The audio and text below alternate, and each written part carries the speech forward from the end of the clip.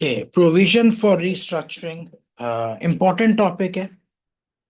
uh, जैसा कि हमने पहले जिक्र किया कि प्रोविजन में ये एक ऐसा सर्कमस्टांसेस हैं कि यहाँ पे कुछ ना कुछ मैनिपुलेशन करने का चांस हो जाता है। तो लिहाजा IAS 37 जो है it's very serious about the estimation and treatment of provision.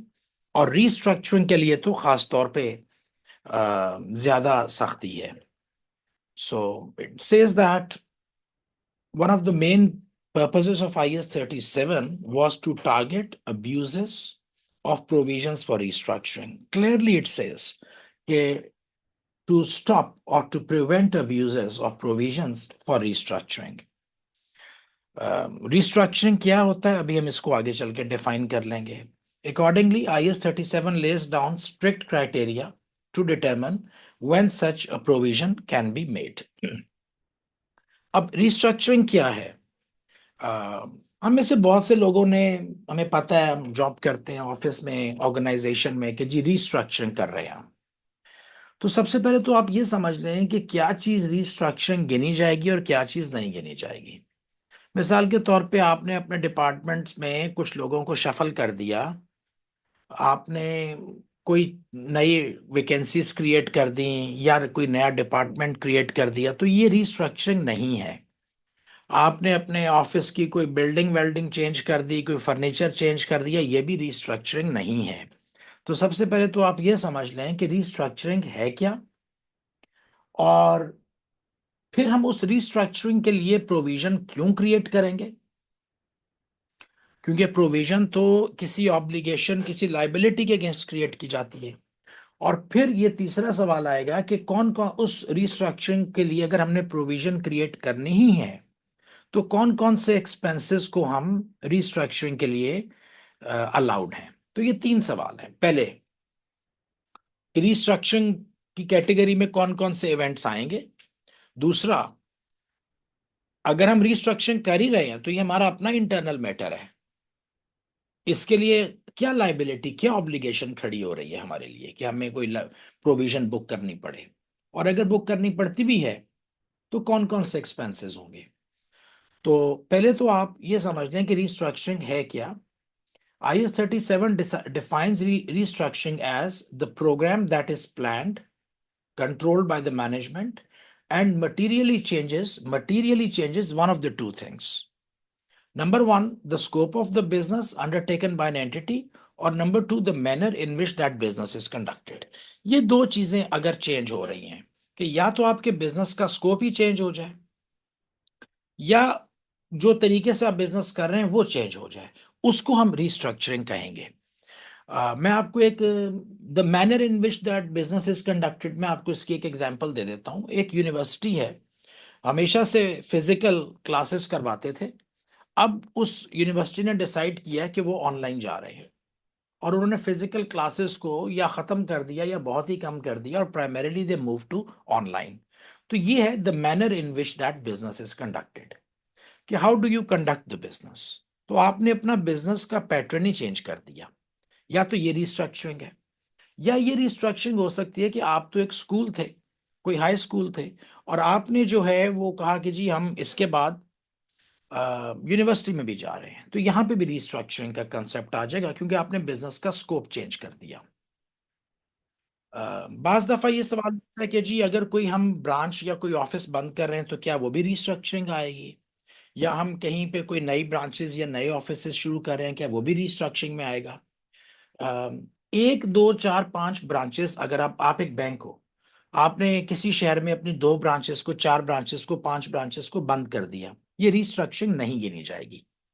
Restructuring के लिए जरूरी ये है कि या तो आप अपने पूरे ऑपरेशंस ही उस एक ज्योग्राफिकल एरिया में बंद कर रहे हैं, आप कह रहे हैं जी कि हम अफ्रीकन मार्केट में इसके बाद काम नहीं करेंगे, अभी रिस्ट्रक्चरिंग की बात हो सकती है।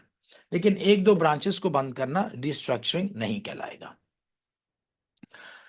मैनेजमेंट की शिफ्टिंग अगर मैं कर रहा हूं, कुछ लोगों को प्रमोट कर रहा हूं, कुछ लोगों के डिपार्टमेंट्स चेंज कर रहा हूं, तो क्या ये रिस्ट्रक्चरिंग कहलाएगा। ये भी नहीं कहलाएगा। हाँ, अगर सीनियर मैनेजमेंट की मैं एक लेयर ही उड़ा रहा हूं, वो रिस्ट्रक्चरिंग के जुमरे में आएगा। मैं आपको एक मिसाल देता हूँ कि हम लोग आमतौर पे यूके सिस्टम फॉलो कर रहे होते हैं। तो यूके में आमतौर पे सिंगल टीयर बोर्ड चलता है। सिंगल टीयर बोर्ड चलता है। सिंगल टीयर बोर्ड से मुराद है कि आपका एक ही बोर्ड ऑफ डायरेक्टर होता है। उसी बोर्ड ऑफ डायरेक्टर में एग्जेक्टिव डायरेक्टर्स और नॉन एग्जेक्टिव डायरेक्टर्स सारे शामिल हैं। और एक ही बोर्ड है जिसको आप मैनेजमेंट बोर्ड कह दो या जो भी कह लो। जर्मन कल्चर में और कुछ दूसरी कंट्रीज में भी, बल्कि काफी सारी कंट्रीज में टू टीयर बोर्ड चलता है। टू टीयर बोर्ड्स भी हैं। टू टीयर बोर्ड्स क्या है कि आपके पास एक सुपरवाइजरी बोर्ड होता है और एक आपके पास मैनेजमेंट बोर्ड होता है। तो ये जो मैनेजमेंट बोर्ड है ये एग्जेक्टिव डायरेक्टर्स हैं जो बिजनेस को रन कर रहे हैं। और सुपरवाइजरी बोर्ड जो है ये एनईडी है, जो कि डे टू डे ऑपरेशंस में एक्टिव तो नहीं है बट दे आर सुपरवाइजिंग। तो इसको आप टू टीयर बोर्ड कहते हैं।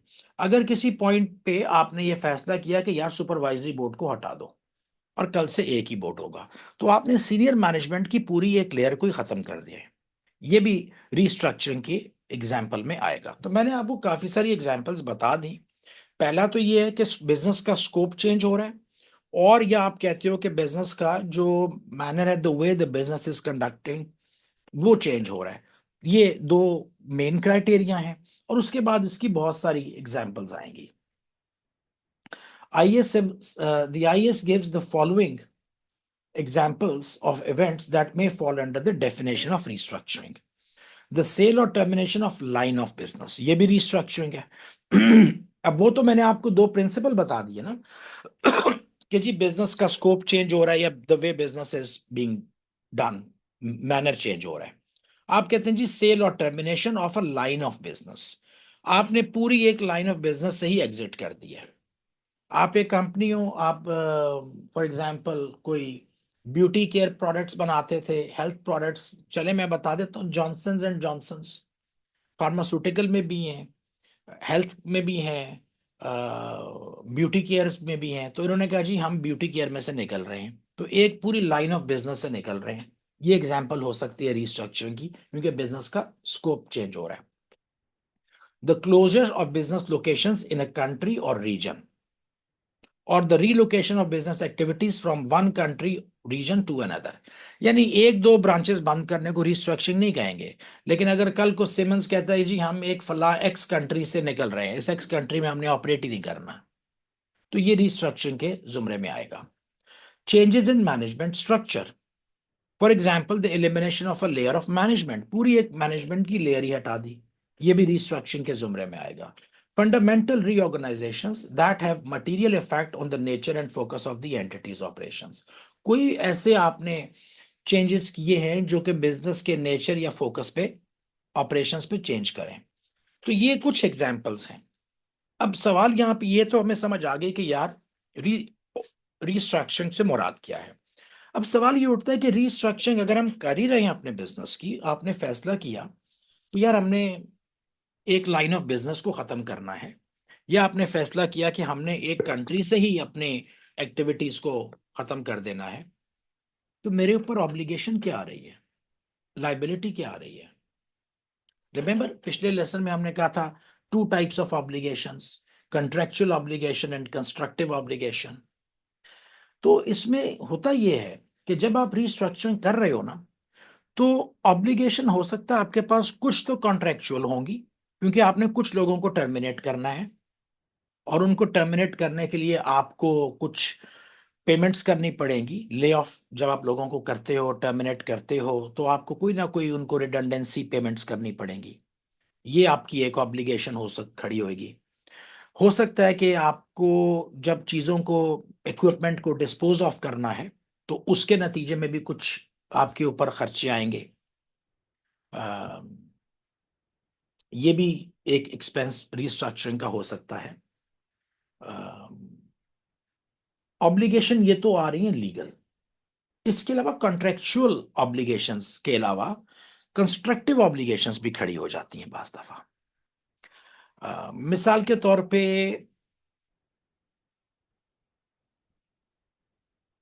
आपके कुछ एम्प्लॉइज थे, वो वैसे ही आपको छोड़ के जाना चाह रहे हैं कि कंपनी ठीक नहीं चल रही। आपने उनको कहा कि नहीं भाई, हमारा तो रिस्ट्रक्चरिंग का ये प्लान है, हम अगले 6 महीने में ये करने जा रहे हैं, वो करने जा रहे हैं, तो आप मत जाओ, आप इधर ही रुको। And people they probably stayed in. So मैंने आपको एक एग्जांपल तो दिए, जो लोग जा रहे हैं उनके अगेंस्ट तो आपके पास ऑब्लिगेशन है कॉन्ट्रेक्चुअल। लेकिन कंस्ट्रक्टिव ऑब्लिगेशन भी बन जाती है बाज दफा कि वो तो बंदा वैसे ही छोड़ के जा रहे थे आपको, कोई मैनेजर था या कई मैनेजर्स थे, आपने कहा भाई कंपनी में रुकें, हम कुछ रिस्ट्रक्चरिंग कर रहे हैं जिसके नतीजे में आपके जो जॉब प्रोस्पेक्ट्स हैं वो बेटर हो जाएंगे। तो अब अगर आप रिस्ट्रक्चरिंग नहीं करोगे तो वो भी आपके खिलाफ कोई ना कोई ऑब्लिगेशन खड़ी कर देते हैं। तो कंस्ट्रक्टिव ऑब्लिगेशंस भी आ जाती हैं, क्योंकि आपने कोई प्लान बनाया, आपका कोई कस्टमर है वो आपको छोड़ के जाना चाहता है कि यार आपकी तो प्रोडक्ट की क्वालिटी नहीं ठीक, आपका कोई सप्लायर है वो आपको छोड़ के जाना चाहता है। तो बहुत से लोग जो हैं वो आपके इन रिस्ट्रक्चरिंग के जो प्लान्स हैं, जो आइडियाज हैं, इनको सुनकर, इनको पढ़कर या इनसे फेमिलियर होकर अपनी कुछ एक्सपेक्टेशंस क्रिएट कर लेते हैं। और वो जो एक्सपेक्टेशंस उन्होंने क्रिएट किए हैं वो आपकी वजह से किए हैं, तो फिर आपकी ऑब्लिगेशन बन जाती है और फिर आपको उसके लिए प्रोविजन क्रिएट करनी पड़ेगी। अच्छा, अब आप कहोगे कि यार उन्होंने सुन लिया या कैसे सुन लिया, उनको कैसे पता चला? क्या मैंने उनको कहा था या उन्होंने खुद ही अपनी एक्सपेक्टेशंस क्रिएट कर ली? तो यहां पे ये जरूरी है कि आपने कहना चाहिए। अगर आपने कहा हो, प्रॉपरली कहा हो, ये नहीं है कि खुद ही किसी ने सुनी सुनाई बात को सुनकर तो कोई एक्सपेक्टेशंस क्रिएट कर ली। आप मेरे से एक्सपेक्टेशंस तभी क्रिएट करोगे जब मैं आपके साथ फॉर्मली कम्युनिकेट करूं कुछ। अगर मैंने आपसे फॉर्मली कम्युनिकेट नहीं किया और किसी और ने आपके कान में आके कुछ कह दिया है, तो आप मेरे से आके वो चीज डिमांड नहीं कर सकते, ना कंस्ट्रक्टिवली ना कॉन्ट्रेक्चुअली। हाँ, मैंने अगर आपसे कुछ बात की है तो भले कॉन्ट्रेक्चुअल कमिटमेंट ना भी हो, लेकिन क्योंकि मैंने आपको कहा है उसको formally, may be through a discussion, may be through an email, लेकिन मैंने फॉर्मली आपको वो चीज कही है, तो फिर मेरे पास कंस्ट्रक्टिव ऑब्लिगेशन बन जाती है, क्योंकि मैंने आपकी एक्सपेक्टेशंस क्रिएट कर दी हैं। तो फिर आपको प्रोविजन बनानी है। So the question is whether or not an entity has an obligation. तो सवाल ये उठता है कि एंटिटी, क्योंकि हमें पता है कि प्रोविजन तो बनेगी ही ऑब्लिगेशन के अगेंस्ट, तो पहला सवाल तो ये उठता है कि हमारे पास ऑब्लिगेशन है भी या नहीं है, लीगल या कंस्ट्रक्टिव। कब? रिपोर्टिंग डेट जब भी आपकी आ रही है। So an entity must have a detailed formal plan. So ये जो कंस्ट्रक्टिव ऑब्लिगेशन है, लीगल का तो चक्कर ही कोई नहीं ना, वो तो है सो है। कंस्ट्रक्टिव ऑब्लिगेशन को भी आइडेंटिफाई करने के लिए या डिटरमिन करने के लिए जरूरी है कि entity must have a detailed formal plan for restructuring. तो ये नहीं है कि ये किसी सीईओ ने कुछ सोच लिया रात को तो सुबह आके कह दिया कि सोच लिया, नहीं। इसके लिए एक फॉर्मल प्लान बना था, वो प्लान जो था मैनेजमेंट से अप्रूव हुआ है, और वो प्लान जो है वो प्रॉपरली कम्युनिकेट हुआ है। यानी ये जो मैंने कहा ना कि दूसरी पार्टी की एक्सपेक्टेशंस क्रिएट हो जाती हैं, वो एक्सपेक्टेशंस कोई ऐसा नहीं है कि कोई भी मेरे दरवाजे पे आके खड़ा हो जाए कि जी मैं तो आपसे ये एक्सपेक्ट करता हूँ। भाई आप क्यों मेरे से ये एक्सपेक्ट करते हो? मैंने कब आपसे ये प्रॉमिस किया है? तो इसको डिटरमिन करने के लिए कि उनकी एक्सपेक्टेशंस हैं कि नहीं है, और मेरी कोई कंस्ट्रक्टिव ऑब्लिगेशन है कि नहीं है, इसके लिए जरूरी है कि एक फॉर्मल प्लान हो। ये प्लान जो है ये बोर्ड की तरफ से अप्रूव्ड हो, और ये प्लान जो है ये फॉर्मली शेयर किया जाए जो भी पार्टीज कंसर्न है। उसके नतीजे में आप, वो लोग ये कह सकते हैं कि जी हमारी तो ये एक्सपेक्टेशंस थी, और क्योंकि हमारी एक्सपेक्टेशंस थी लिहाजा आपकी ऑब्लिगेशन है। तो ये बड़ा जरूरी है कि फॉर्मल प्लान हो। It must have raised a valid expectation. और ये जो प्लान है इसमें कोई एक्सपेक्टेशन क्रिएट की हो in those affected, that it will carry out the restructuring by starting to implement the plan or announcing its main features to those affected by it. So लोगों के पास ये एक्सपेक्टेशन है एक वैलिड कि यार company ने रिस्ट्रक्चरिंग का सोचा हुआ है, बनाया हुआ है, प्लान भी है, हमें बताया भी हुआ है, तो अब इनको रिस्ट्रक्चरिंग स्टार्ट करनी चाहिए, क्योंकि उनके कुछ ना कुछ उससे बेनिफिट्स अटैच थे, उनकी एक्सपेक्टेशंस अटैच थी। सो इसके लिए फिर कंपनी को प्रोविजन क्रिएट करनी पड़ेगी। अच्छा, a mere management decision is not normally sufficient, यानी एक मैनेजमेंट डिसीजन या किसी एक इंडिविजुअल का decision it is not sufficient. Only if earlier events, when the restructuring involves the sale of an operation, then IS 37 state that no obligation rises until the entity has entered into a binding sale agreement. कि अगर तो restructuring जो है वो किसी operation को, जैसा हमने कहा था कि क्लोजिंग डाउन ऑफ ऑपरेशन, किसी चीज को बेचने से मुताल्लिक है, किसी बिजनेस लाइन को, तो फिर ये उस वक्त क्रिएट करोगे आप जब आपके पास एक बाइंडिंग सेल एग्रीमेंट हो कि यार ये एक्टिविटी को हम बेचने का प्लान किया था और ऑलरेडी हमने इसको कॉन्ट्रैक्ट कर लिया और हम इसको बेच रहे हैं. अब जब ये दो सवाल हमने तीन कहे थे. पहला कि रीस्ट्रक्चरिंग क्या है, तो हमने डिस्कस कर लिया कि क्या कुछ रीस्ट्रक्चरिंग हो सकता है. दूसरा सवाल यह था कि रीस्ट्रक्चरिंग के नतीजे में हमें प्रोविजन क्यों क्रिएट करनी पड़ती है. क्यों? क्योंकि हमारे पास कंस्ट्रक्टिव ऑब्लिगेशन खड़ी हो जाती है और उस कंस्ट्रक्टिव ऑब्लिगेशन को मीट करने के लिए हमें प्रोविजन बनानी है. और वो कंस्ट्रक्टिव ऑब्लिगेशन आ रही है क्योंकि एक फॉर्मल प्लान मौजूद है, मैनेजमेंट का अप्रूवल मौजूद है और प्रॉपर कम्युनिकेशन मौजूद है. तो ये दूसरे सवाल का जवाब हो गया. अब तीसरा सवाल इसमें ये आ रहा था कि अच्छा चलो अब ये भी फैसला कर लिया कि प्रोविजन क्रिएट करनी है, तो प्रोविजन क्रिएट करने से मुराद ये कि मुझे कोई एक्सपेंस बुक करना है, कोई लाइबिलिटी, कोई प्रोविजन क्रिएट करनी है, तो कौन कौन से एक्सपेंसेस इसमें शामिल हो सकते हैं. और जैसे कि मैंने शुरू में बताया था कि अब्यूज ऑफ प्रोविजन ना हो, मैनिपुलेशन ना हो, ये ना हो कि मैनेजमेंट जो दिल में आए उठा के सारे का सारा ही प्रोविजन में डाल दे और रिपोर्टिंग डेट पे कोई अजीबो गरीब बहुत हैफ्टी बहुत बड़ी अमाउंट प्रोविजन फॉर रीस्ट्रक्चरिंग के नाम पर एलोकेट करके इनकम स्टेटमेंट को और बैलेंस शीट को कोई एडजस्टमेंट्स और कोई मैनिपुलेशन कर लें. तो इस चीज को रोकने के लिए IAS 37 ने बड़ी क्लियरली बता दिया कि क्या कुछ शामिल होगा और क्या कुछ शामिल नहीं होगा. Costs to be included within restructuring provision. The IAS states that a restructuring provision should include only the direct expenses arising from the restructuring, which are those that are both. कौन-कौन से expenses which have both? Number one, necessarily entailed by the restructuring and not associated with the ongoing activities of the entity. Number एक तो ये है कि ये जरूरी है कि ये expenses डायरेक्ट हों.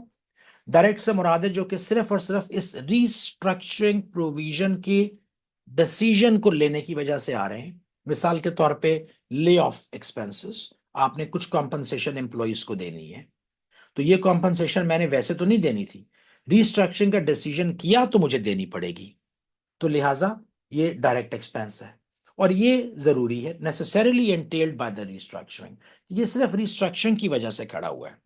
And these are not associated with ongoing activities, और इनका हमारी रूटीन के ऑपरेशन से कोई ताल्लुक नहीं है. अगर रीस्ट्रक्चरिंग ना होती तो ये एक्सपेंसेस भी ना होते. तो ये तो पहले कंडीशन हमने समझ ली और इट मेक सेंस कि यार अच्छा अगर हमने रीस्ट्रक्चरिंग करनी है तो वो एक्सपेंसेस जो सिर्फ रीस्ट्रक्चरिंग की वजह से हों और जो हमारे एग्जिस्टिंग ऑपरेशन से उनका कोई ताल्लुक नहीं है वो ही आपने बुक करने हैं. लेकिन लेकिन the following cost should not be included. इसके बावजूद कुछ ऐसी भी कॉस्ट हैं जो कि उन्होंने कहा कि इनको तो आपने बिल्कुल शामिल नहीं करना, और उसकी वजह क्या है वो मैं आपको बता दूंगा. नंबर एक, रीट्रेनिंग ऑफ स्टाफ. हो सकता है कि आपने रिस्ट्रक्चरिंग के नतीजे में कुछ स्टाफ को कहा कि भाई तुम्हें इस डिपार्टमेंट से इस डिपार्टमेंट में जाना पड़ेगा क्योंकि हमने ये डिपार्टमेंट बंद बंद कर देना है. तो अब जब तुम्हें इस डिपार्टमेंट में लेके जाऊंगा तो यहाँ पे तुम्हें कुछ ट्रेनिंग करनी पड़ेगी क्योंकि तुम्हारा जॉब का स्कोप चेंज हो रहा है, तो मुझे तुम्हें ट्रेनिंग करवानी पड़ेगी. तो मेरे पास 100 एम्प्लॉयज में शिफ्ट कर रहा हूं. अब हर एम्प्लॉय के ऊपर ट्रेनिंग कॉस्ट है. मिसाल के तौर पे एक एम्प्लॉय के ऊपर $300 की भी ट्रेनिंग कॉस्ट हो तो ये तो $30,000 का एक्सपेंस बन जाता है. तो क्या ये मैं शामिल करूंगा? उसका जवाब है कि ये नहीं करना. क्यों? क्योंकि जब ये डिपार्टमेंट बी में जाएंगे तो फिर तो ये डिपार्टमेंट बी के लिए काम कर रहे हैं ना, तो भेजा तो मैंने इनको इधर से इधर है. लेकिन अब ये जो एक्सपेंस होगा ये डिपार्टमेंट बी के एक्सपेंस में गिना जाना चाहिए, ये रीस्ट्रक्चरिंग में नहीं आएगा। तो किसी किस्म की रीट्रेनिंग एक्सपेंस शामिल नहीं करना। दूसरा, अगर आपने कोई रीस्ट्रक्चरिंग कर रहे हैं कि जी आज के बाद हमने तो भाई ये फिजिकल से मूव कर रहे हैं ऑनलाइन, ऑनलाइन बैंकिंग पे जा रहे हैं और हमने $1 million का बजट लगा दिया। क्यों मूव कर रहे हो? ऑनलाइन बैंकिंग शायद ज्यादा प्रॉफिटेबल है, वहां से ज्यादा प्रॉफिट कमाना चाहते हो, तो फिर जब उसको एडवर्टाइज कर रहे हो तो ये उसके एक्सपेंस में डालो। अगर आपने अपने रीस्ट्रक्चरिंग तो बेहतरी के लिए की जाती है ना, तो अगर आप किसी बेहतरी की तरफ जा रहे हैं, कोई और एक्टिविटी स्टार्ट कर रहे हैं, कुछ भी कर रहे हैं, तो अगर उसकी मार्केटिंग भी कर रहे हैं, तो वो जो नया है उसके वो उसका ऑपरेशनल एक्सपेंस गिना जाएगा, रीस्ट्रक्चरिंग का नहीं गिना जाएगा, क्योंकि रीस्ट्रक्चरिंग तो यहाँ पे खत्म हो गई। Investment in new systems and distribution networks, जब आपने कुछ नया बनाया, मिसाल के तौर पे आपने बोला भाई मैं तो ये अब ऑनलाइन पे जाऊंगा, तो मुझे तो कोई ईआरपी चाहिए। इस ईआरपी की डेवलपमेंट कॉस्ट है $1 million। तो क्या ये मैं रिस्ट्रक्चरिंग में डालूंगा? जी नहीं, क्योंकि वो ईआरपी तो नए से नए प्लेटफॉर्म पे यूज होगा, तो वो जो नया प्लेटफॉर्म है उसकी कॉस्ट गिनी जाएगी। उसका जो बिजनेस बंद हो गया है, रिस्ट्रक्चरिंग क्या है? रिस्ट्रक्चरिंग तो यहाँ पे मैंने इसको खत्म करके इसको शुरू किया, तो इस ईआरपी का इससे क्या ताल्लुक है?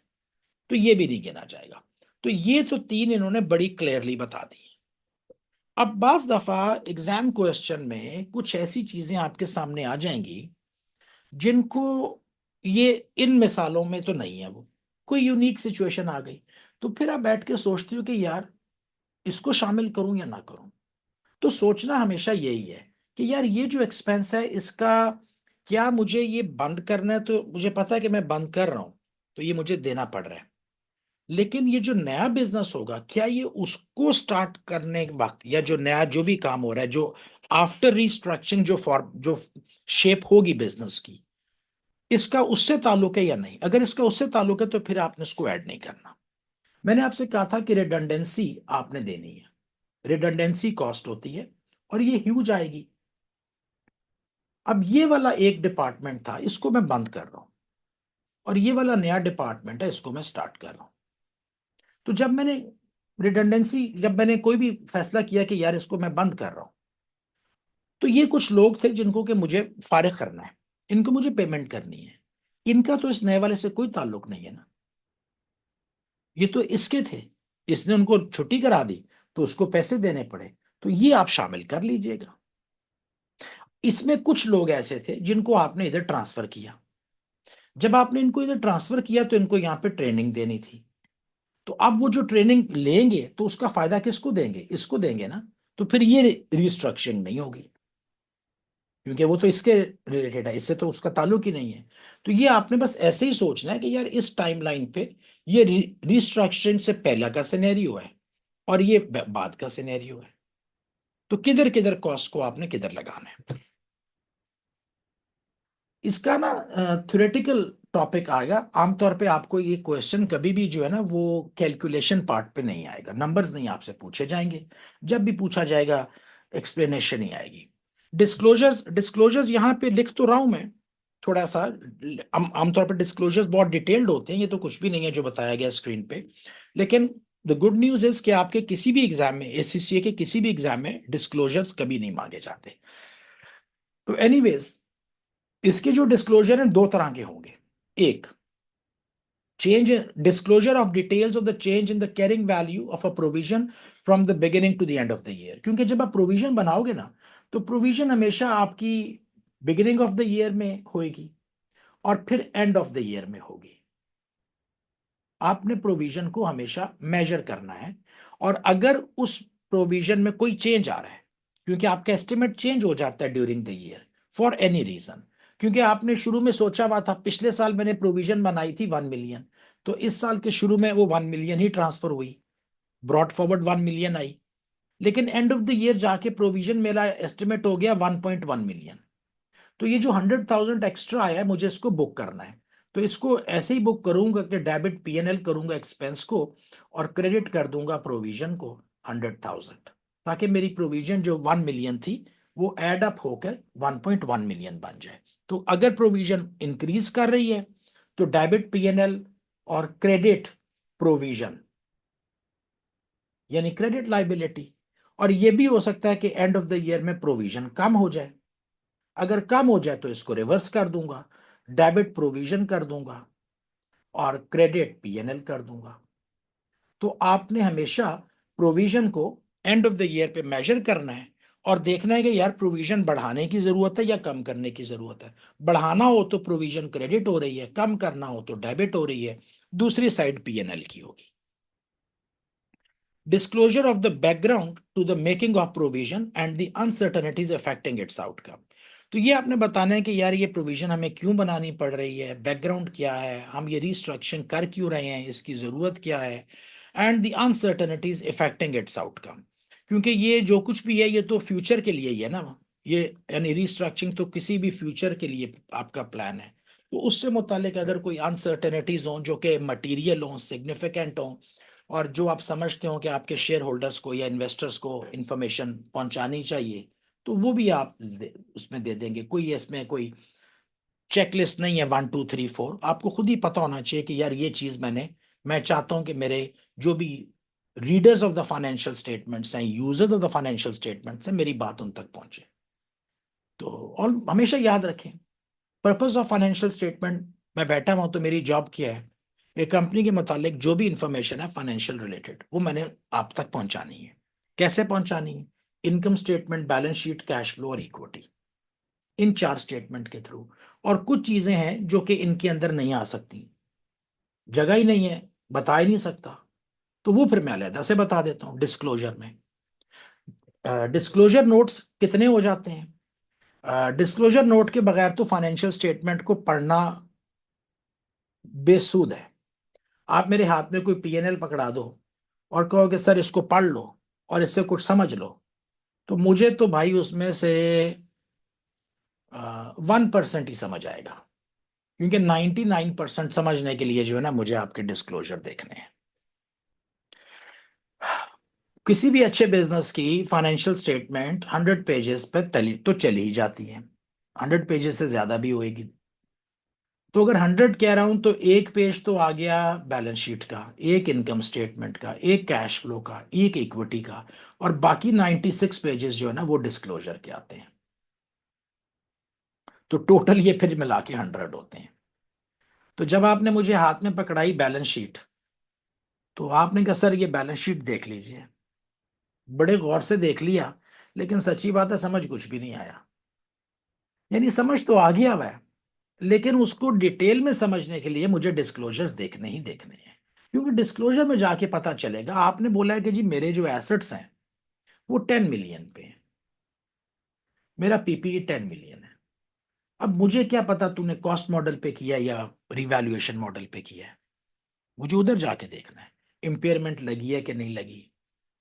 आप एक कंपनी हो, आप क्या करते हो, आप मोटर व्हीकल्स, गाड़ियां, एक आपका डिस्ट्रीब्यूशन है, टोयोटा की डिस्ट्रीब्यूशन है, और टोयोटा की डिस्ट्रीब्यूशन ने लिखा कि मेरा रेवेन्यू 10 मिलियन है। बड़ी अच्छी बात है।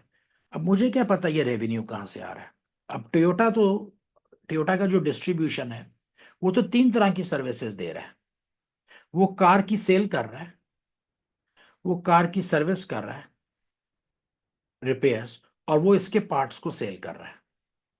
अब मुझे तो इनकम स्टेटमेंट में तो नहीं पता चलता कि ये 10 मिलियन में से न्यू कार सेल कितनी है, सर्विस कितनी है, पार्ट सेल कितनी है। तो ये तो मुझे पता चले तो मैं समझू ना कि ये पैसे आ कहां से रहे। तो disclosure notes are very important. तो anyways, and they are in detail, they are in detail, but for exam purposes हमें हमारी इनसे जान छूटी हुई है।